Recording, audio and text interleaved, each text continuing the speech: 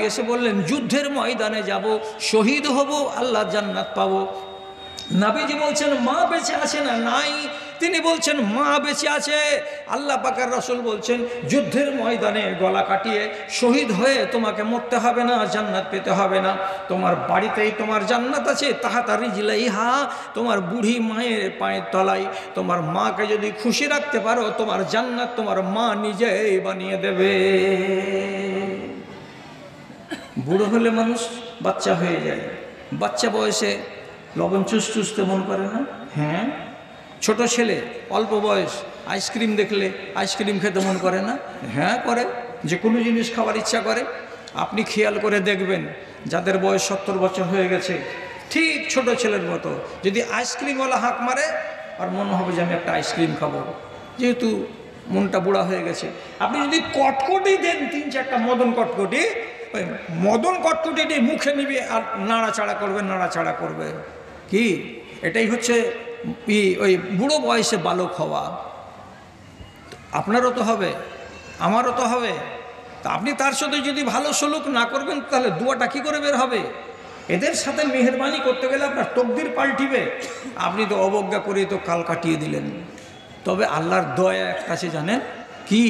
আল্লাহর দয়াটার দিকে তাকান। তাল গাছের লোক একটু মনের মাথাতে মগজে লিখে নিয়ে যান, বড়রা বুড়োদের সম্মান করে না। কোনো বেটা বাপের কাছে গিয়ে বাপুজি বলে না। কিন্তু কি আল্লাহ তাআলার মেহেরবানি দেখবেন, যত বুড়া হন না কেন আপনি, 80 বছরের বাসি বুড়া হয়ে যেতে গেলেও আপনার গোড়াই শুধু ঘুর করবে কোন গলা? 2 বছর 3 বছর 4 বছরের পোতা আর পতি, নাতি আর নাতনি, এরা কোনো দিন বলবে না হাট বুড়া তোর গতর গন্ধ করছে, এটা বলবে না। দাদু এই দাদু, ওই দাদু এটা দাও। ছোট ছোট বাচ্চারা শুধু দাদুর কাছে ঘুরবে আর দাদির কাছে ঘুরবে। আল্লাহ তাআলা এদের জিটাকে বহালাবার জন্য, তোরা যদি আমার কাছে না আসবি তো তোদের নসল বাচ্চাগুলো দেখ আমার কাছে ঘুর করে বেড়াচ্ছে কেমন করে। জি, আপনি বলবেন যে এগুলাতে কি হয়? আমি নাম দিব না। শামসি এলাকাতে ডানে বামে কোনো জায়গাতে উঁকি মারলেই বুঝতে পারবেন।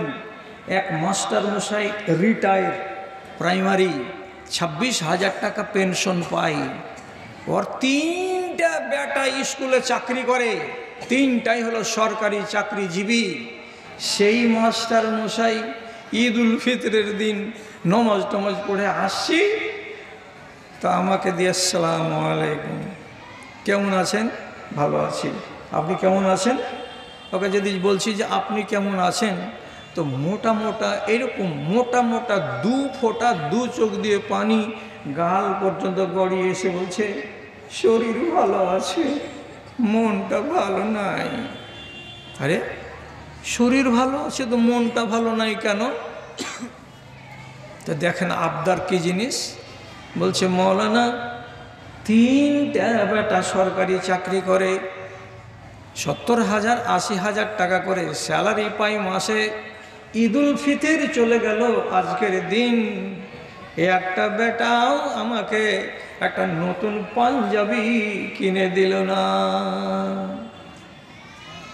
আপনি বলেন, তুমি যে টাকা পাইছো 26,000 টাকা পেনশন, আমি যদি কোটি টাকা পাই তো এটা আমার আলাদা। কিন্তু আমার মনটা বলছে আমার কোনো একটা বেটা এমন সুন্দর উৎসবের কালে আমার কাছে একটা পাঞ্জাবি এনে বলবে, আব্বা তোমাকে এটা গায়ে দিয়ে ঈদের মাঠে যেতে হবে, আমার কলেজটা জুড়িয়ে যাবে, ঠান্ডা হয়ে যাবে, আর ওই ছেলেটার জন্য আমার মুখ দিয়ে দোয়া বেরিয়ে যাবে। আমি যদি দোয়া করে দিই আর মা যদি দোয়া করে দেয়, তো আল্লাহ রাব্বুল আলামিন বলছেন, লাইসা বাইনাহুমা ওয়া বাইনি হিজাবুন, আমি আসমানে আছি আরশের উপরে, আর তোমার মা আছে আর বাবা আছে জমিনে, এই দুইজনের মাঝখানে কোনো আর থাকবে না। ওরা যে কথাটা মুখে খুলে বলে দিবে, সে কথাটা ডাইরেক্ট আমার কাছে আসবে। কেউ তোমার মা বাবার দোয়াকে আটকাবে এমন ক্ষমতা নাই। এ হলো আবদার নেই, মা বাবার আরমান নেই যে আমি একটা আমার ছেলের কাছ থেকে কিছু পাই। ব্যথাতে বুকটা আমার যেন একবারে সংকুচিত হয়ে গেল। আল্লাহ জি, এ কথাটা তো একবারে 100 ভাগ সত্য। আমি নিজে এখন রিটায়ার, আমার ভাইর আব্দুর রহমান মাস্টার রিটায়ার, এমন রিটায়ার কবে যে কবরের ডাক আসবে আমাদের কিছু বলতে পারবো না। সবগুলো লক্ষণ আমাদের গায়ে আছে।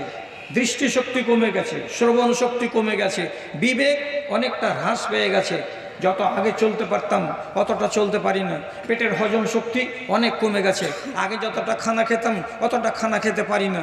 এগুলো কিসের লক্ষণ? কিসের লক্ষণ এগুলো? কবরে যাওয়ার লক্ষণ।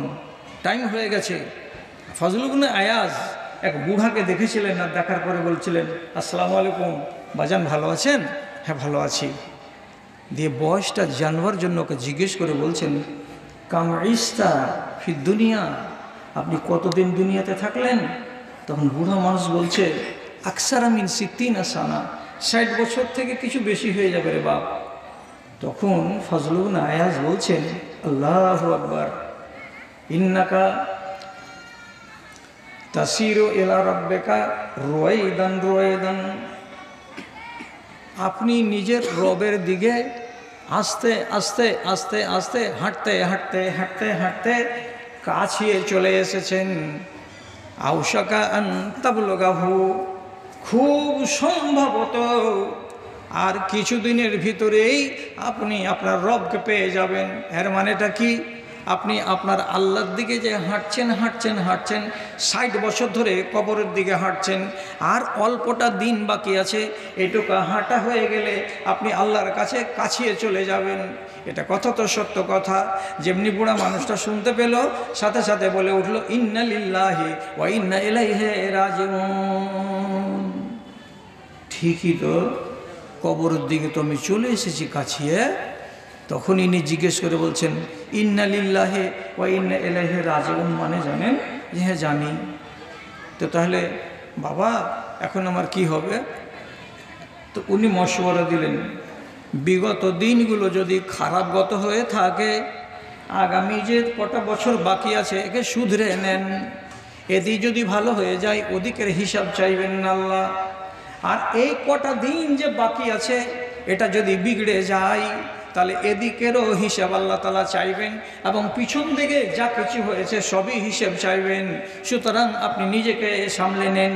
কেন? আল্লাহ পাকের নবী বলেছেন, ইন্নামাল আমালু বিল খাওয়াতিম, শেষখানা ভালো যার সব ভালো তার। জি, একটা মানুষ 60 বছর নাম শুনলো তো ঘাবড়ে গেল। আপনি 60 পার করে দিয়েছেন, তো নিজের ভেতরেও চিন্তা নেই। আর আল আউলাদ এমন যান্ত্রিক যুগের এখন তৈরি হলো যে বাপকে বাপ বলে ডাকে না। কি জমানায় এলো গো! হ্যাঁ, আমি এবং আমার বাপ হুসেন সালাফি সাহেব যেখানে জালসাতে গেছি, লোকের ইচ্ছা আমাকে আগে উঠাবে। আমি বলি যে আমাকে আগে উঠেন, আমার বাপকে আগে উঠান। উনি উঠে শেষ করে যাবেন, উনি হলেন প্রধান বক্তা। লোক যদি থাকে তো আমি বলবো, আর লোক না থাকে আমি না বলবো। আমি সারাটা জীবনে কাজ করেছি, এবং যারা আমার ছাত্র আছেন বা যারা আমাকে চিনেন, ভাদু মাদ্রাসাতে আমি 25 বছর বক্তা ছিলাম, রাত্রি 2টা থেকে 4টা ফজর পর্যন্ত। বাস ওইটাই আমার টাইম। আমার বাবা যখন মরবেন তার কিছুদিন আগে তাকে স্ট্রোক হয়েছিল, আর 11 মাস আমার বাবার বিবেক বুদ্ধি কিছু ছিল না। তো ডাক্তারে বলেছিল যে আপনারা করেন, ক্যাথাটার করে নেন, পিসাবের জ্বালা থেকে আপনারা বেঁচে যাবেন।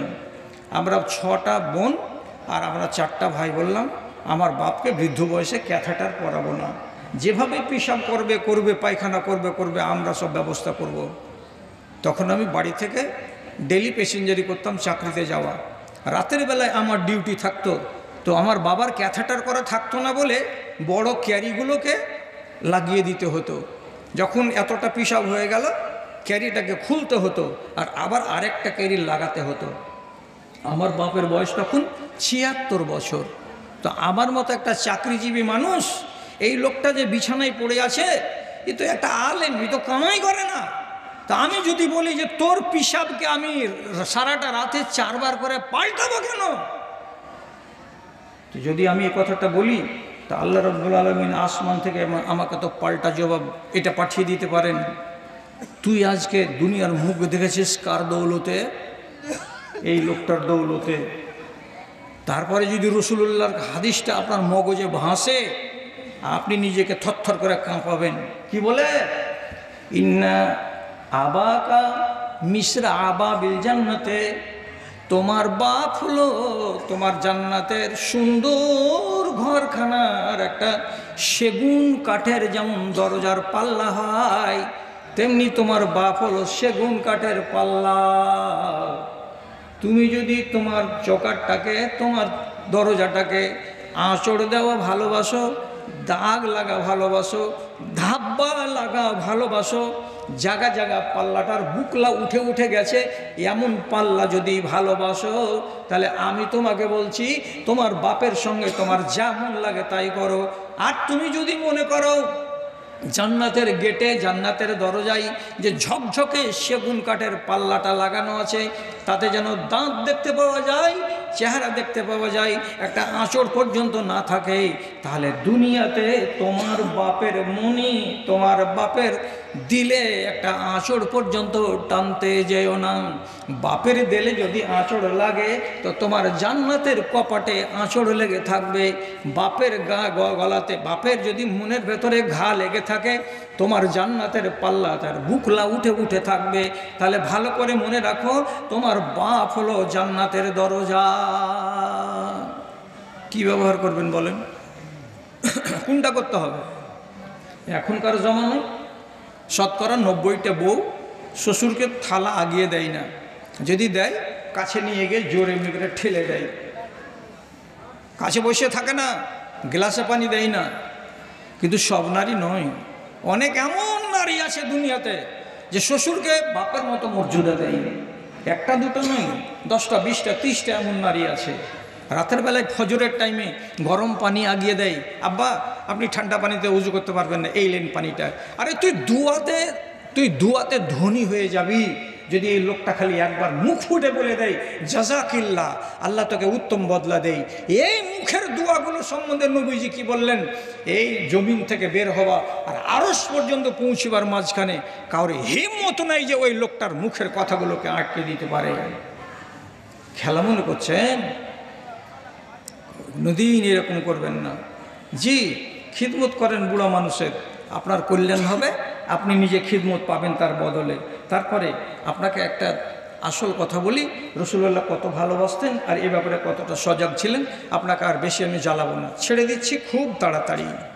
একদিন একটা নওজোয়ান ছেলে 20-25 বছর বয়স হবে, আল্লাহ পাকের রাসূলের কাছে এসে বলছেন, রাসূল ইন্না আবি ইয়াখুযু মালি, আমার বাপ যেদিন সেদিন আমার পকেট থেকে টাকা বের করে নিচ্ছে, পরে যখন আমি হিসাব মিলাচ্ছি তো আমার দিরহাম মিলে না, আমার দিনার মিলে না। আমি জোর করে যখন বলছি তুই টাকা নিয়েছিস নাকি, হ্যাঁ বাপু, তো বাপ বলছে হ্যাঁ রে বেটা একটা নিয়েছিলাম। তো রোজ রোজ এরকম করে আমার যে টাকা নিয়ে নিচ্ছে, তো আমি বাপকে কি শায়েস্তা করতে পারবো? ওকে কি ডাঁটতে পারবো? ওকে কি কড়া ভাষা দিয়ে আক্রমণ করব যে খবরদার আজ থেকে তুই আমার পকেটে হাত দিবি না? আপনি আমার বিচার করে দেন। যেমনি ভাষাটা বলা যে আপনি আমাকে বিচার করে দেন। রাসূলুল্লাহ বলছেন ফাদউ আবাকা, তুমি তোমার বাপকে ডাকো এবং তোমার বাপকে সাথে করে আমার কাছে হাজির হও। আমি তোমার বাপের মুখের বয়ান শুনবো, শোনার পরে তোমাকে ফয়সালা দেব। বাড়ি গিয়ে বলছে কাল 10টার সময় রসুলের কাছে তোকে যেতে হবে। কেন রে? কোচের রসুল ডেকেছে তোকে। বাপের তখন হয়েছে কি, মানে ভিতরে এমনি এমনি করতে লেগেছে, আরে আমি 60-65 বছর বয়সের মানুষ, আমাকে কেন ডাকবে রে? বলছি তুই বকছিত কেন? তো রসুল ডেকেছে, তুই যাবি কিনা তাই কহা।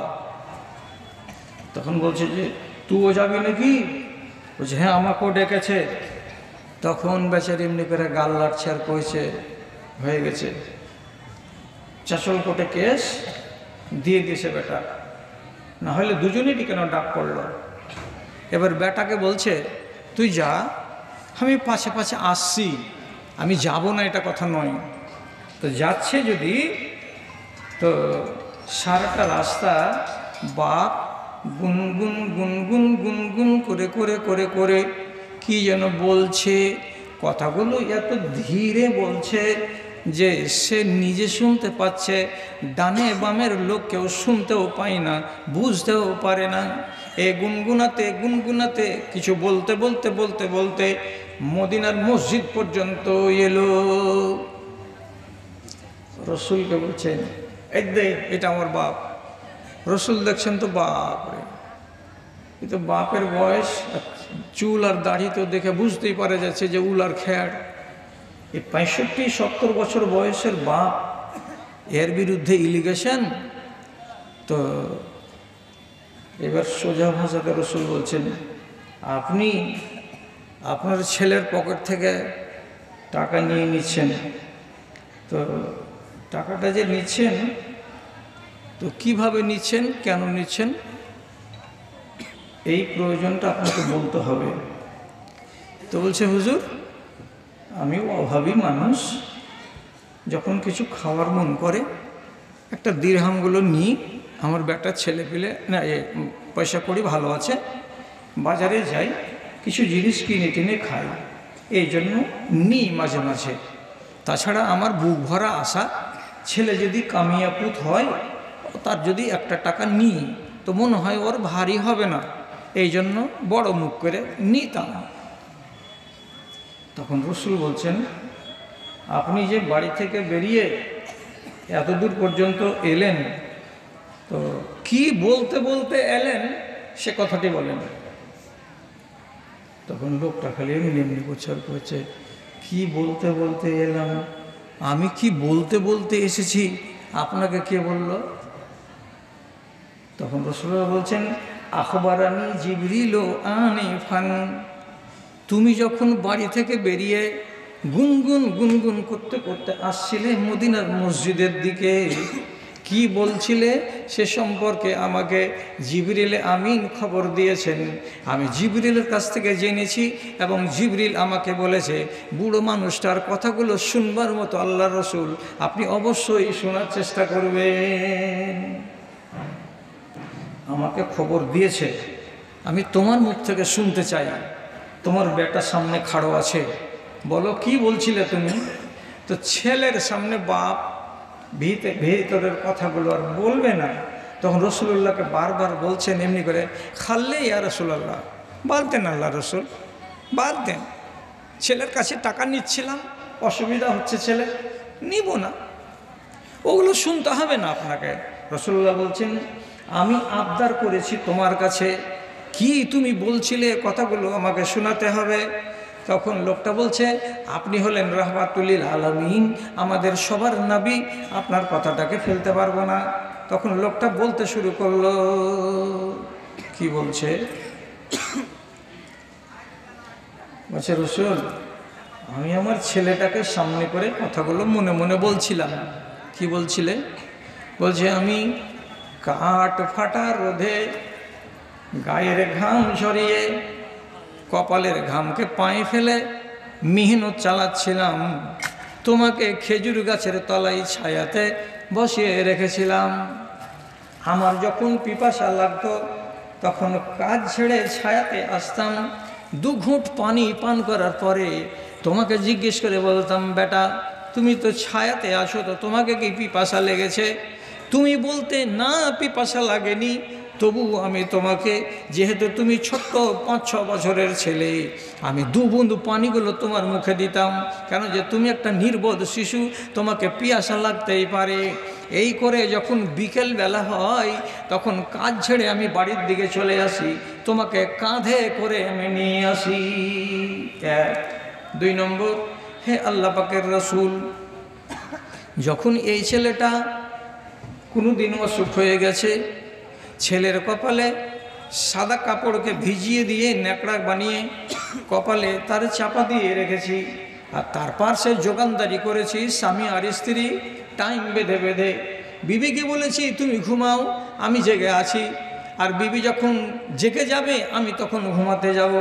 কত দিন রাত্রি 10টার সময় আমি যোগানদারি করেছি, বাচ্চার যদি জেগে যায় কষ্ট হয়ে যায়, তার জন্য ওর কাছে পহারাদারি করেছি, কপালটাতে হাত দিয়েছি, পাগুলোকে চেপে দিয়েছি।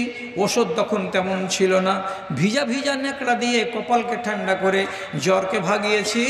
আর এটাই আশা রেখেছিলাম, যদি একদিন আমার কপালেও ন্যাকড়া গুঁজে দিতে হয়, তাহলে এই ছেলেটাই একদিন আমার কপালে ন্যাকড়া চাপিয়ে দিয়ে আমাকেও আরাম দেওয়ার চেষ্টা করবে। এই কথাটাই আমি গুনগুন করে বলছিলাম। আর কি বলছিলে? তো বলছে, আমার এই বাচ্চা, তুমি যখন হাঁটতে পারছিলে না, তখন আমি তোমাকে আমার আঙুলটাকে ধরিয়ে ধরিয়ে সাহারা দিয়ে দিয়ে তোমাকে হাঁটাচ্ছিলাম। এমনি করে হাঁটো, এমনি করে হাঁটো। তোমাকে আমি আশ্রয় দিয়ে দিয়ে হাঁটা চলা শিখিয়েছিলাম। কেন শেখাচ্ছিলাম? যেদিন আমি অচল হয়ে যাব, সেদিন তুমি আমার হাতখানা ধরে হয়তো আমাকে আংনা থেকে গলি পর্যন্ত নিয়ে যাবে, কিংবা গলি থেকে তুমি আমাকে আংনা পর্যন্ত নিয়ে আসবে। আজকে যদি তোমার হাত ধরে আমি চলতে শিখাই, কালকে তুমি আমার হাত ধরে আমাকে সাহায্য করে দেবে। এইগুলো আশা নিয়ে, এইগুলো ভরসার কথাগুলো মনে এসেছে। আর সেগুলো বলতে বলতে বলতে বলতে আপনার মসজিদ পর্যন্ত আমি এসেছি। কথাটি বলা শেষ হয়নি, রাসূলুল্লাহর চোখের কোণেতে পানি এসেছে গড়গড় করে গড়ে। তারপরে আফসোস করে ছেলের দিকে তাকিয়ে বলছেন, বাবারে, তোমার বাবার আশার দিকে দেখেছো কি না দেখো নাই? যদি তুমি দেখে থাকো, তাহলে বাবার কল্পনা কত সত্য। সে রোদে পুড়েছে, তোমাকে ছায়ায় রেখেছে। তুমি অসুখ হয়েছো তো তোমার পাশে সারা রাত জেগে জেগে পহারাদারি করেছে। আর সেই বাপকে তুমি আজকে একটা টাকা নিয়েছে, তাই কেস করে দিয়েছো। এটা করা উচিত হয়নি। রাসূলুল্লাহর চোখে ডবডব করে পানি দেখতে পেল ছেলেটা, তখন লাজবাব হয়ে লজ্জিত হয়ে দাঁড়িয়ে আছে। এমন সময় আল্লাহ পাকের নবী বলছেন, আনতা ওয়া মালুকা লিআবিকা, আগামী দিনে মনে রেখো, তুমি এবং তোমার যত মাল আছে সবই তোমার বাবার, সবই তোমার বাবার, সবই তোমার বাবার। খবরদার, একটা টাকা যদি পকেট থেকে টেনে নেই, তার জন্য বাবাকে বেশি কথা বলবে না। মুহাব্বতের সাথে বাবার সামনে পেশ আসতে হবে, যাতে ওর মনটা ভেঙে না যায়। হ্যাঁ, যদি বাপের মন ভেঙে যায়, তাহলে তোমার সব ভেঙে গেল। যেমন কর্ম করিবে তুমি, যেমন কর্ম করিবে তুমি, তেমনি ফলিবে ফল। ধান্য কেহু কাটিয়াছে কিরে রপিয়া দুর্বদল। যদি ঘাস বুনো জমিতে, ধান কাটতে পাওয়া যাবে না, ঘাসই কাটতে হবে। আর ধান যদি বুনো তো ধান কাটতে পাওয়া যাবে। আমল যেমন করবেন তেমনি ফল পাওয়া যাবে। শেষ করুন, কথা বেশি বলবো না। আর আপনাকে একটাই কথা আর বলছি, আর বলার পরে ইনশাআল্লাহ কথা দিলাম আপনাকে ছেড়ে দেব, আপনি এখান থেকে আর আমার জন্য কষ্ট করবেন না। সেটা হলো এই, 75 বছর বয়সের একটা মহিলা, বাড়ি হলো ইয়ামান দেশে। বেটার নাম ওয়াইস, মনে থাকবে, চার দোকানে গিয়ে কালকে বলবেন একবার। বেটার নাম ওয়াইস, ছেলে জুয়ান। মার কাছে যে বলছে, মা, খবর আসছে চারিদিক থেকে, মদিনাতে একজন নবী এসেছেন রহমাতুল্লিল আলামিন। যারাই যাচ্ছে ওরা সৌভাগ্যবান, ওরা সাহাবী, ওরা সব জান্নাতি লোক। তো রাসূলুল্লাহকে এক নজর দেখব, আমিও সাহাবী হব। মা তখন বলছে, যাস না বেটা, আমিও অচল মানুষ, তোকে যাইতে লাগবে 8 দিন, আসতে লাগবে 8 দিন। এর ভিতরে আমার খিদমত কে করবে? আমি যদি মরে টরে যাই তা আমাকে তুই দেখতেও পাবি না। তো বড় কথা হলো, আমার সেবাটা কে করবে রে বাপ? তুই যাস না বাজান, তুই আর 3 মাস দেখ, আমি মরে যাব, তখন তুই চলে যাবি, আমাকে নিয়ে তোকে আর তখন ভাবতে হবে না। ঠিক আছে না? ঠিক আছে। 3 মাস চলে গেল, মা মরল না। আর একদিন তখন মার কাছে যেয়ে বলছে, আম্মা, তুমি তো মরনি, নবী যদি মরে যায় তো কি হবে? আমি তো তাকে দেখতেও পাবো না, সাহাবী হতে পাবো না, আমার তকদিরটা তো খারাপ হয়ে যাবে। আম্মা তুমি আমাকে একবার দাও না অনুমতি যে একবার মদিনা থেকে ঘুরে আসি। মা পায়ে পড়ছে, না বেটা যাই না, যাই না। বারবার বারবার মা যখন অনুনয় বিনয় করে বলছে, ছেলে মাকে ফেলে মদিনা আসতে পারে না। শেষে বছর বছর পর একদিন মাকে বলছে, আম্মা তোমার মরার সময় হয়নি, এই দেখো তুমি বাধা দিচ্ছ আমাকে, 2 বছর কেটে গেল, একদিন আমার দেখা হয়ে যেত, তুমি অনুমতি দাও না, আমি যাবো আর আসবো, আমি যাবো আর আসবো। কি করবে মায়ের জাত, অনুমতি দিয়ে দিল, যা বেটা তোকে অনুমতি দিলাম, তুই মসজিদে নববীতে যাবি, আর যে রাসূলুল্লাহর সাথে দেখা করবি, দেখা করে সালাম দিবি, নিজের পরিচয়টা দিবি। রাসূলের চেহারাখানা দেখা হয়ে গেলেই তুই সাহাবী, তোর সম্মান বেড়ে গেল। আর তৎক্ষণাৎ আবার উল্টা পিঠে তোকে উঁটে চেপে বাড়ি চলে আসতে হবে। একদিন নয়, 2 দিন নয়, এক বেলাও থাকতে পাবি না। ঠিক আছে, ঠিক আছে, ঠিক আছে। এমন দেশ থেকে এলো, 6-7 দিনের রাস্তা, এসে মসজিদে নববীতে এসে বলছেন, আইনা নবিউল্লাহে, এ লোকেরা তোমরা তো চিনো, আমি চিনি না, কোনটা লোক হলেন আল্লাহর নবী, আমাকে দেখিয়ে দেন তো, ওই লোকটাকে দেখবো, ওর সাথে মুসাফা করব। সবটি উপস্থিত লোক বলছে, আমাদের মধ্যে কেউ নবী নয়, যিনি নবী তিনি বাইরের দিকে আছেন, এখানে থাকো, জোহরের নামাজ পড়ার পরে অবশ্যই নবীকে তুমি দেখতে পাবে, তিনি ইমামতি করবেন জোহরের নামাজে। তো বলছে নাই, না নাই। কোথায় গেছেন? বাইরে গেছেন। রাসূল উহুদের দিকে বেড়াতে যেতেন, বাকির দিকে বেড়াতে যেতেন, হাররা শারকিয়ার দিকে বেড়াতে যেতেন, উনি তো মানুষ একজন, নেই। তো কি বলছে, আম্মা আয়েশার কাছে যে খোঁজ নিচ্ছেন, আম্মা আল্লাহ পাকের নবী কতক্ষণে বাড়ি ফিরবেন? মা আয়েশা জবাব দিয়ে বলছেন, উনি বাড়ির বাইরে তেমন দূরে যাননি, কাছেই আছেন, মদিনা মসজিদে অপেক্ষা করো কিছুক্ষণ, 1-1.5 ঘন্টার ভেতরে উনি চলে আসবেন, তখন তুমি মোলাকাত করবে, তোমার প্রয়োজনের কথা তাকে শোনাবে। কিন্তু তিনি বারবার করে বলছেন, আম্মা বলেছেন মসজিদে যাবে, মোলাকাত করবে, সালাম দিবে, আর দেনান দেয়ার তখনই ফেরত চলে আসবে, তোমাকে ওখানে থাকার অনুমতি দিলাম না। মার কথা যখন মনে আসছে, কি করবে? একবেলা কাটাবো, বেশি সময় কেটে যাবে, মা মন খারাপ হবে, ওর কথাটা অমান্য করা হবে, আমি তো দাগি হয়ে যাব, দোষী হয়ে যাব। শেষ পর্যন্ত ঘণ্টাখানিক অপেক্ষা করার পর একাই একাই আফসোস করে বলছেন, পরওয়ারদিগার আপনি আমার কপালে, আমার নসিবে রাসূলুল্লাহর মোলাকাত লেখেননি নাকি? দেরি যে হয়ে গেল। উনি রাসূলুল্লাহকে না দেখেই, মোলাকাত না করেই চলে গেলেন ফেরত নিজের বাড়ির দিকে। মসজিদে যতটি লোক ছিল সবাই জানতে পারল রাসূলুল্লাহ এলেন।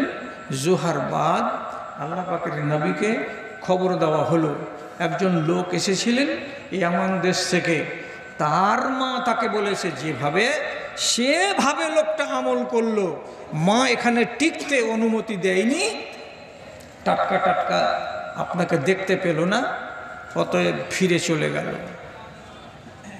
রাসূলুল্লাহ তখন খবর পেয়ে গেলেন আসমান থেকে, এই লোকটাকে নাম হলো এই, কি জন্য এসেছিল? আমার মুলাকাতে। ফেরত কেন চলে গেল? মায়ের কথাতে। এই কম করো, আওয়াজ করছে, ঘ্যান ঘ্যান করছে, শুনতে পাও না? কে আছে মাইকম্যান? তো ফিরে চলে গেল। রাসূলুল্লাহ শুধু একটা কথা বলে দিলেন সাহাবীদেরকে শুনিয়ে, সেটা কি হলো? ও আমার সাথীরা, কান খুলে শোনো কথা। ইয়ামান দেশে একটা মুরাদ বলে বড় গোষ্ঠী আছে। সেই গোষ্ঠীর ভিতরে একটা বংশ আছে, বংশটার নাম হলো কার্ন। কার্ন বংশের একটা লোক আছে, তার নাম হলো ওয়াইস। এই লোকটা যদি তোমরা কোনো দিন তাকে দেখতে পাও, তো মুসাফা করার পরে তোমরা সাথে সাথে তাকে বলবে, আমার জন্য একটু দোয়া করে দাও, আল্লাহ যেন আমাকে মাফ করে দেন। ওর কাছে ক্ষমা প্রার্থনা করে দোয়া করতে বলবে। যদি ওয়াইস কারণী তোমার জন্য আল্লাহ তালার কাছে ক্ষমা প্রার্থনা করে দেয়, তো আল্লাহ তালা ওই লোকটার দোয়াকে একটা মিনিট দেরি করবেন না কবুল করতে। যেটা দোয়া করে দেবে সেইটাই দোয়া তার কবুল হয়ে যাবে। সুতরাং ঘর সংসারের সুখ শান্তি না আছে, তোমরা শুধু বলবে আমাকে মাপ যেন আল্লাহ করে দেয়, এটাই দোয়া তুমি করে দাও। কত ফজিলত আল্লাহ তাআলাকে দিয়েছেন। অন্য হাদিসে লেখা আছে, ওয়াইস কারণী কিয়ামতের দিন ৭০,০০০ মানুষকে আল্লাহর জান্নাতে নিয়ে যাবে, শুধু আল্লাহর কাছে সুপারিশ করে। তাহলে এর ইমানের ভোল্টেজ কত জোরাল। কথা শেষ করছি, শেষখানে কি হলো, হযরত উমরের যুগে ইয়ামান দেশের লোক কাফেলা হজ করতে এলো। তখন হযরত উমর ওই ইয়ামানি লোকগুলোর দিকে হাত উঠিয়ে বলছেন, ওগো, তোমাদের ভেতরে ইয়ামান দেশের কোনো লোক আছে? তো কিছু লোক বলছে, জি, আমরা ইয়ামান দেশের লোক। তখন হযরত উমর বলছেন, সবটি তো ইয়ামানি লোক, তোমরা মুরাদ গোত্রের লোককে আসো, এটি খাড়ো থাকো, বাকিটি বসে যাও। তখন মুরাদ গোত্রের লোকটি খাড়ো হলো। তারপরে তখন রাসূলুল্লাহ বলছেন, মুরাদ তো বিশাল বড় একটা গোত্র, এর ভেতরে যে বংশটা আছে, যে বংশের নাম হলো কার্ন, কার্ন বংশের কোনো লোক তোমরা আছো এখানে? তখন ওরা বলছে, একজন লোক আছে, সে লোকটা এখানে নাই, বাইরে আছে। কোথায়? মদিনার মক্কার বাইরের দিকে গেছে। তখন বলছে, বাইরের দিকে গেছে? বলে, হ্যাঁ, বাইরের দিকে গেছে।